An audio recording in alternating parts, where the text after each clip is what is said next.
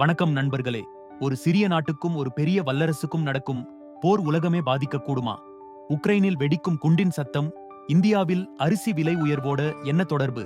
இந்த வீடியோவில் நாம் பார்க்கப் போவது உலக பொருளாதார அதிர்வுகள், புதின் ட்ரம்ப் ரகசிய சந்திப்பு, உக்ரைனுக்கான புதிய பாதுகாப்பு உத்திரவாதங்கள், ரஷ்யாவின் கடுமையான எச்சரிக்கை பற்றி வாங்க விரிவா பார்க்கலாம். முதலாவதாக பொருளாதார அதிர்ச்சி.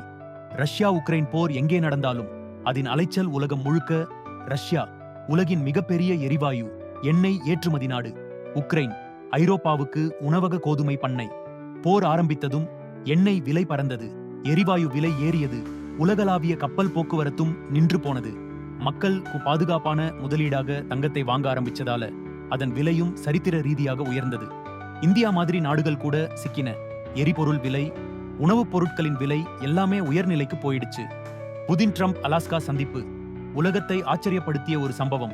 அமெரிக்க அதிபர் டொனால்ட் ட்ரம்ப் ரஷ்ய அதிபர் புதினோட சந்திப்பு அலாஸ்காவில் நடந்தது. இது சாதாரண சந்திப்பு இல்ல.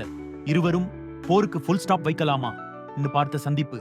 வெளியே வந்த செய்தி, சந்திப்பு பயனுள்ளதாக இருந்தது. ஆனா உண்மையில் எந்த ஒப்பந்தமும் இல்லை, கையொப்பமும் இல்லை. உலகம் முழுக்க போர் இன்னும் நீளும் போலோன்னு ஏமாற்றமடைந்தது. உக்ரைனுக்கான புதிய பாதுகாப்பு திட்டம் உக்ரைன் இன்று உலகின் போர் மேடையாக மாறியிருக்கு. அதனால மேற்கத்திய நாடுகள் அமெரிக்கா, பிரான்ஸ், ஜெர்மனி, பிரிட்டன் ஒரு புதிய பாதுகாப்பு உத்திரவாதம் திட்டம் கொண்டு வந்தாங்க. அந்த திட்டம் என்னன்னா, உக்ரைனுக்குள் வெளிநாட்டு படைகள் நிரந்தரமா நிலைநிறுத்தப்படணும். ரஷ்யா மீண்டும் படையெடுக்க நினைத்தாலே அந்த வெளிநாட்டு படைகள் உடனடியாக களமிறங்கணும். இது 2014இல் தோல்வியடைந்த புடாபெஸ்ட் ஒப்பந்தத்தை விட வலிமையான பாதுகாப்பு கவசம். உலகத்துக்கு ஒரு முறை சொல், உக்ரைன் தனியா இல்ல.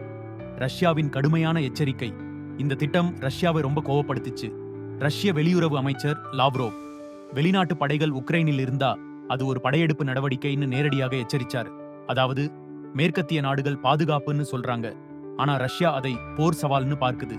இதனால் அமைதி வருவதற்கு பதிலா இன்னும் பெரிய மோதலுக்கு வாய்ப்பே அதிகம். ரஷ்யா உக்ரைன் போர் இன்னும் நிற்கவில்லை. அமைதி முயற்சிகள் நடக்குது.